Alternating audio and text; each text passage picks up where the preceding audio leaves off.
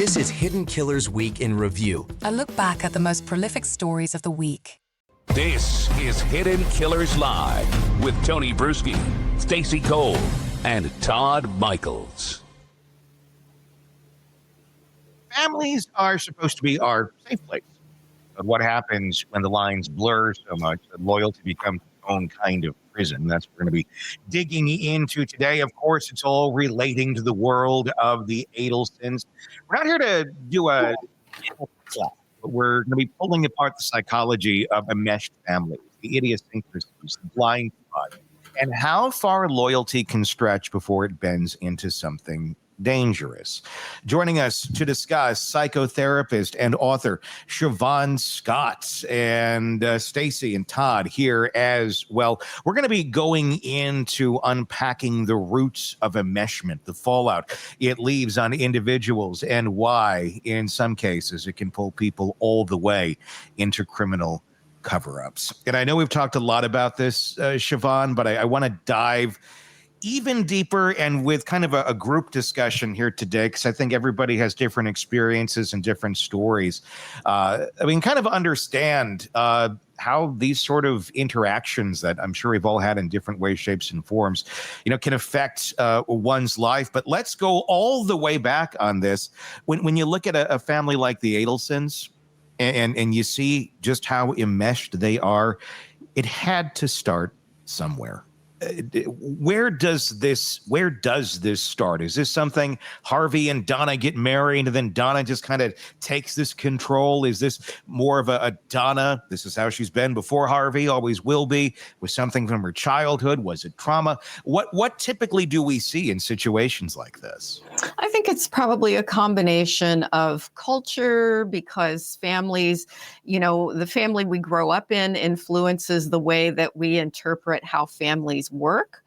And there are cultures, the Jewish culture being one of them, where a certain degree of enmeshment is considered normal, where kids are expected to fulfill parents' expectations in regards to religion and educational, professional status and all of that. Asian families are notoriously that way as well. But then you can have an amplification of that with a personality type who is profoundly narcissistic. And we talk a lot here about narcissism and where that comes from, combination of genetics and environment. And in that case, the narcissist is somebody, they've always been this way. They've been very self-centered, but they really see that having children is about them, and the kids are supposed to meet their needs. So it's a combination. And that's certainly what we see a lot here in the Adelson case. But we do see this a lot. We see families all the time that seem to be tight. There's nothing wrong with having a close family.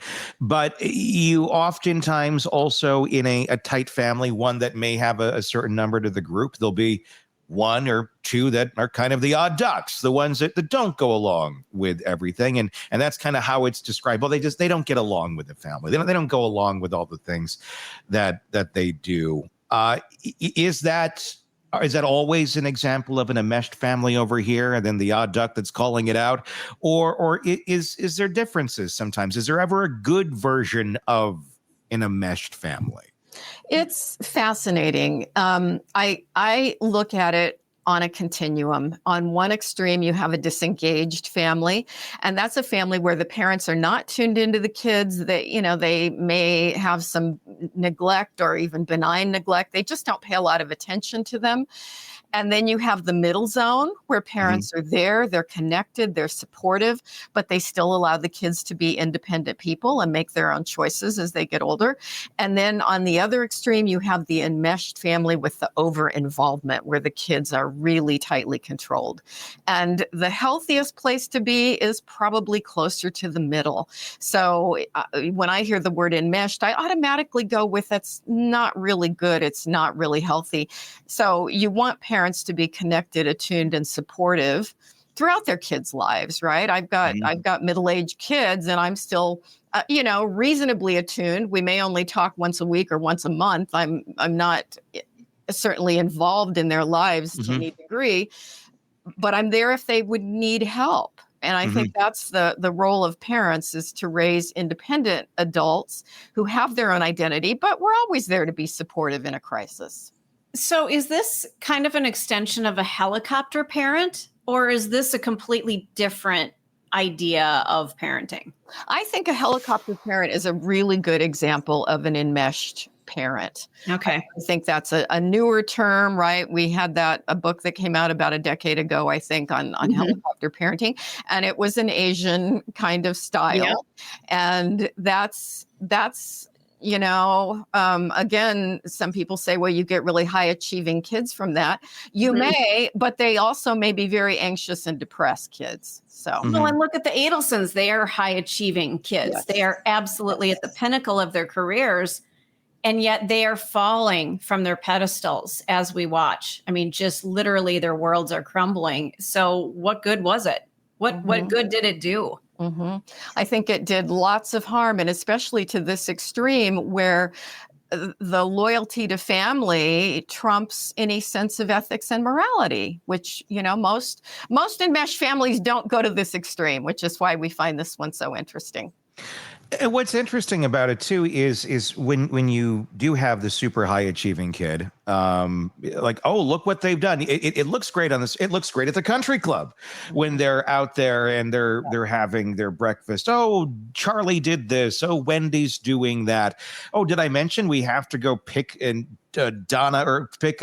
up and drive her across the state, and she's a 35-year-old woman because we don't trust her to drive by herself. I mean, there's these bizarre caveats that I'm sure the let's drive Wendy across the state doesn't come up at the coffee clutch, but more so the achievements do. But at the end of the day, you have this totally, I don't want to say totally inept, but a fairly inept adult that isn't capable of acting as an adult at the end of the day, because they know this enmeshment as mom's love, as her caring. It's not looked at as enmeshment. It's not looked at as toxic. It's not looked at as anything bad. So to Wendy, I do you think she even sees any of this as weird or bad, or did see it as weird or bad? I would guess that she's starting to see it at this point, and probably having to face a lot of things about the way she was raised that she didn't see as weird. She went along with it. And often kids see that to differentiate, to develop their own identity, that is going to bring a terrible response from the parent. And so they hesitate to do it. And so they don't have any insight. They don't see it. But with what's gone on in this situation, my guess is she's done quite a bit of reflecting and probably gotten input from other people who were like, you were not raised in a normal family here. Let's go to the root of, like, why do you have the kids not pushing back? There was obviously kids push back on everything, but at some point they learned, not worth it, not going to push back against mom. And it stayed true into adulthood. Where is that? Why is that? What was the flipping point of, I don't want to talk back to mom. I don't want to express my own opinion on anything.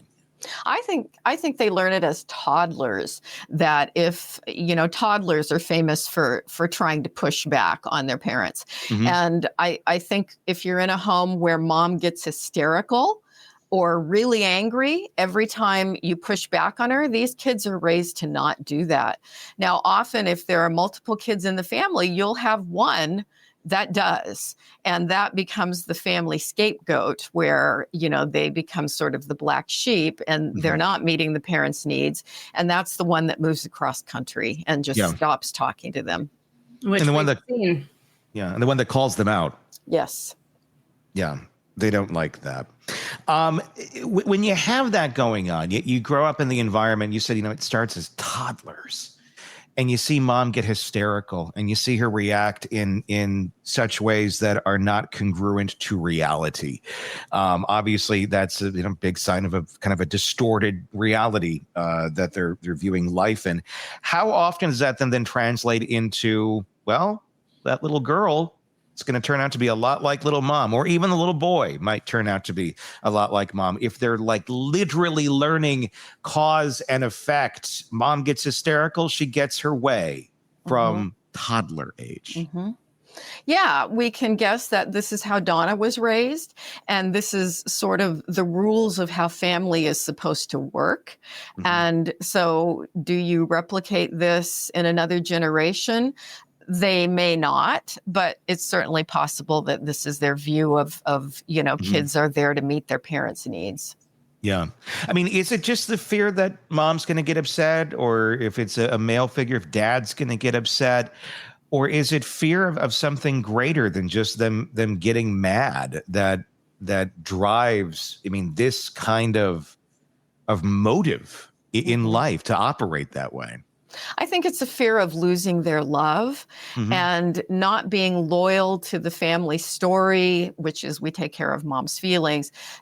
It's almost like you're going to lose your status, your role in the family, and you lose yourself because you don't have an independent identity. And they're not aware that they're doing this at all. Want more on this case and others? Then press subscribe now and don't miss a moment of true crime coverage from Tony Brueski and the Hidden Killers podcast.